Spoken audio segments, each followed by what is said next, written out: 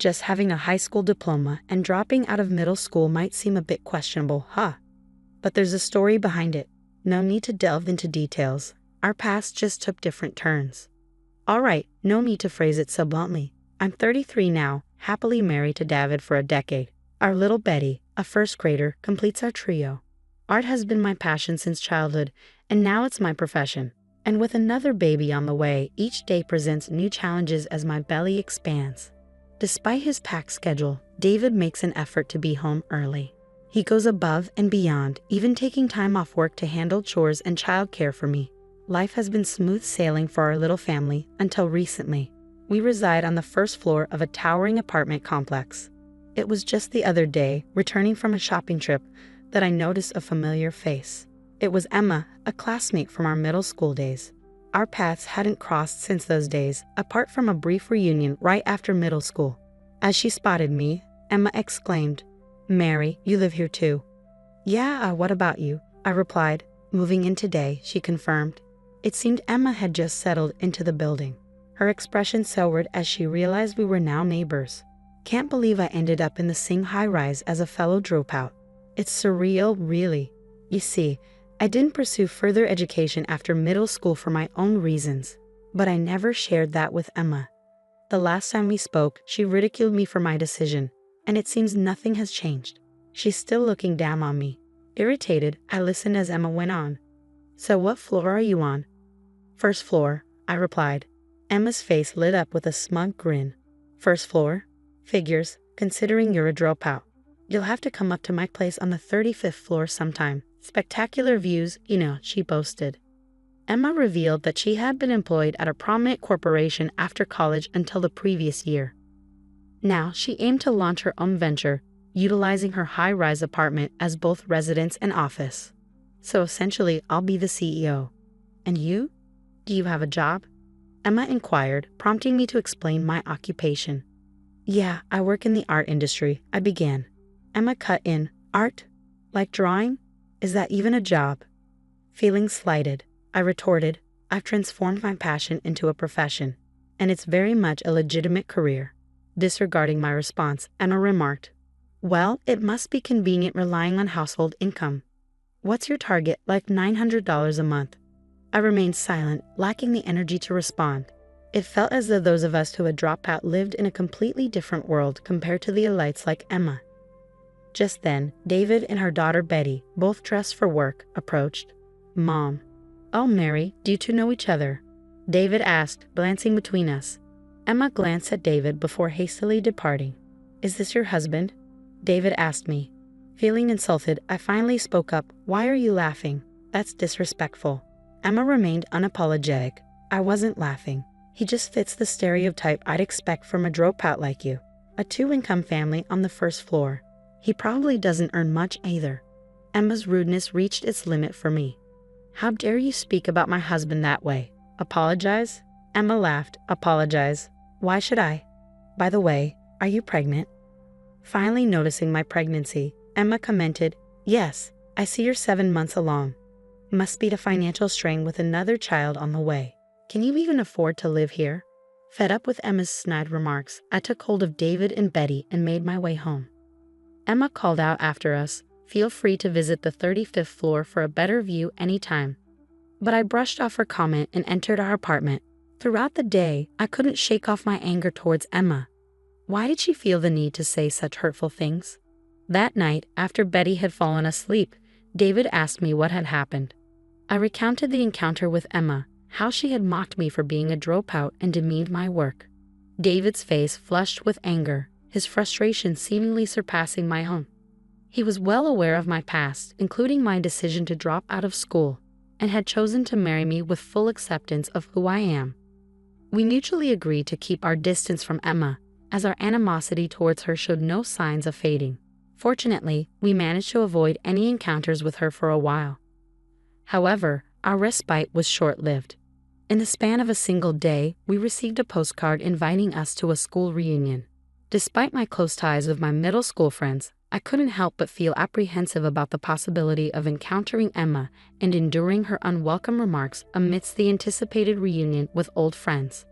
Despite my concerns about encountering Emma, I decided to attend the reunion, recognizing that opportunities to meet with friends might be limited after the arrival of our baby. When the day of the reunion arrived, it was held in a rented hotel ballroom.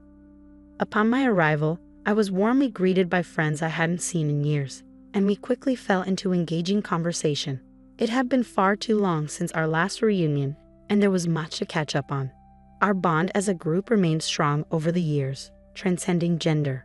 Some of us had become parents, while others pursued various career paths, yet we all cherished the chance to share updates about our families and professional lives. However, our reunion was interrupted when we suddenly heard Emma's voice from behind us. Emma's arrival was no surprise, and her presence immediately grated on us. Engrossed in conversation with close friends, we hadn't noticed her approach until she uttered, "Breathing the same air as poor people is making me sick." Emma's ostentatious attire and exaggerated demeanor stood out against the backdrop of the reunion. Her heavy makeup and flashy dress seemed out of place, reinforcing the consistent bad attitude she exuded. Even in middle school, Emma had been known for her self-centeredness and tactless remarks, traits that made her someone we generally avoided. And true to form, nothing had changed. At 33, she remained as obnoxious as ever, prompting us to exchange eye rolls. Breaking the uncomfortable silence, one friend addressed Emma. "Who are you referring to as poor, Emma?" Without hesitation, Emma pointed at me, saying, "Who else but Mary? She's a dropout, so she's poor and lives on the first floor. I live on the 35th. Emma's remark comparing our situation to a master-servant dynamic was met with laughter. Some of our friends were visibly offended and confronted her, but Emma remained unapologetic. "If you're offended by being called poor, why not find an older, cheaper apartment that suits your budget?" she continued, oblivious to the discomfort she was causing. Emma persisted in belittling me, suggesting that I should leave behind my modest income and the upscale apartment building we resided in. Confused by Emma's comments, my friends turned to me and asked, "Mary, do you really only earn $900 a month?" I clarified, "No, that's just Emma's assumption." As we conversed, Emma interjected, "What are you two whispering about? Mary relies comfortably on her husband's income, working part-time due to her dropout status, while I am a CEO." At this point, a male classmate was on the verge of speaking up. "Emma, did you know that Mary is a well-known artist?" One of my friends interjected. Emma appeared puzzled and replied, "An artist? So what?" Deciding to clear the air and not allow Emma's arrogance to sour the reunion any further, I spoke up. "Actually, I studied art in France right after middle school. Although I didn't complete a formal program, you could say I had dropped out." Emma scoffed dismissively. "Studying art, just a hobby, right? You're still a dropout who ran away from studying." Realizing that Emma failed to grasp the depth of my commitment, I elaborated further.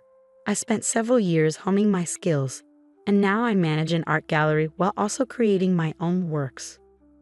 Believe it or not, I have fans and have even curated my own exhibitions. Some of our classmates have even purchased my artwork." In reality, I was a budding artist with a growing reputation within certain circles. After completing my training in France, I returned to New York and kickstarted my career, which has flourished in recent years. David and I crossed paths at one of my exhibitions, and we instantly connected, leading to our marriage. Despite explaining all this to Emma, she still seemed oblivious. "Oh, come on, an exhibition is just for fun, right? As a CEO, I'm clearly ahead of the game." Frustrated, I responded, "Emma, this isn't about winning or losing. You may think my pursuit of art is frivolous, but I take my work seriously." Refusing to back down, Emma retorted, "If you're really making that much money, why are you living on the first floor? You should be up higher." "There's a reason for our choice," I countered. "We used to live on a different floor, but with my pregnancy and the sometimes sluggish elevators, we opted for convenience by moving to the first floor." Despite my explanation, Emma appeared unconvinced. My friends were well aware of my career, and even acquaintances had heard of my success as an artist. Emma, however, likely never considered this possibility, given her lack of interest in art and her tendency to look down on me for dropping out. And I had another secret to share. Just as I was about to reveal it, I spotted David and Betty entering the room. "Mom," Betty comes bounding towards me, with David in hot pursuit. "Sorry about that," David apologizes, rubbing his head. "Got caught up in some work stuff and had to bring Betty along." As David and I converse, Emma interrupts. Wait, who's this dashing man? Your husband. He was in work attire last time.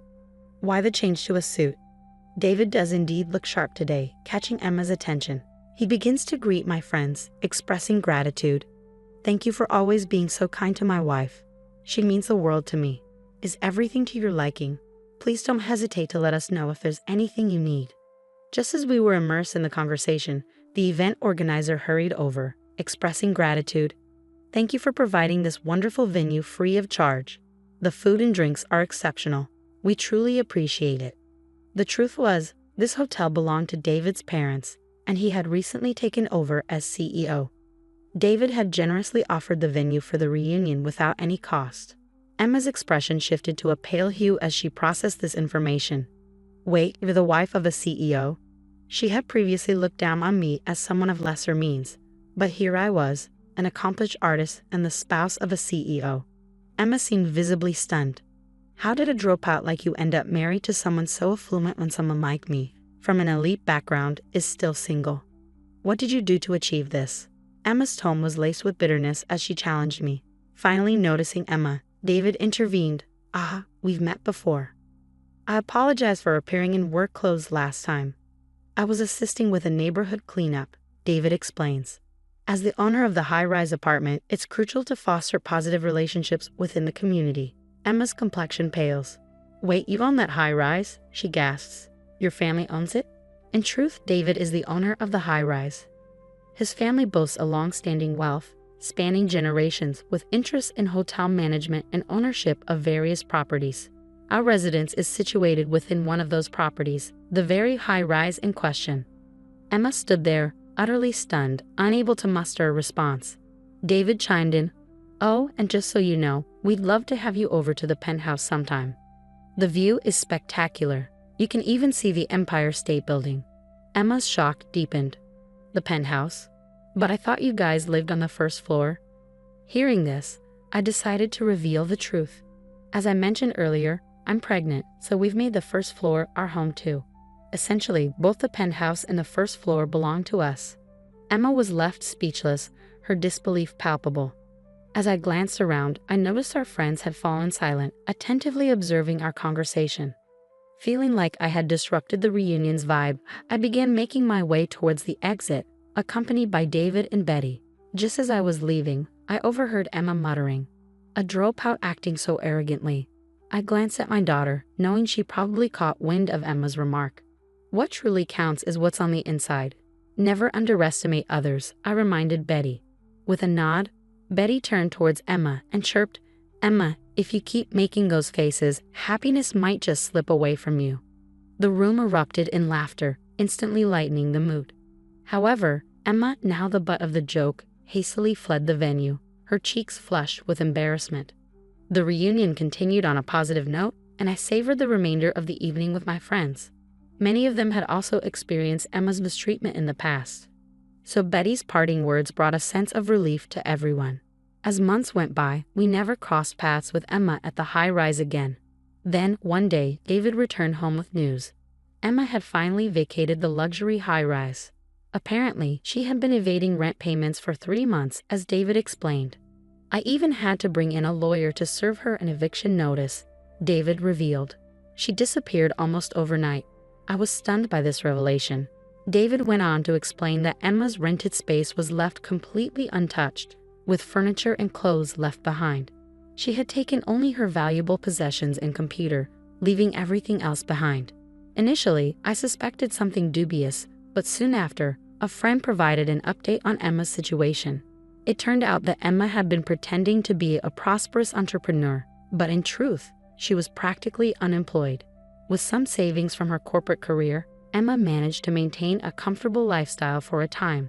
However, it was inevitable that her funds would run dry. Unable to keep up with rent payments, she was forced to vacate her residence.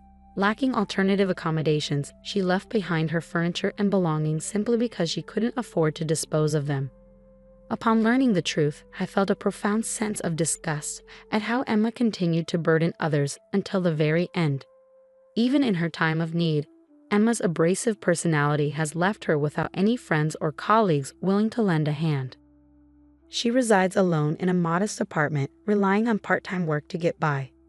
Gone are the days of her boasting about elitism and looking down on me for not completing college. I imagine her pride has taken quite a blow. My hope is that this experience teaches her the value of humility and sincerity as she moves forward.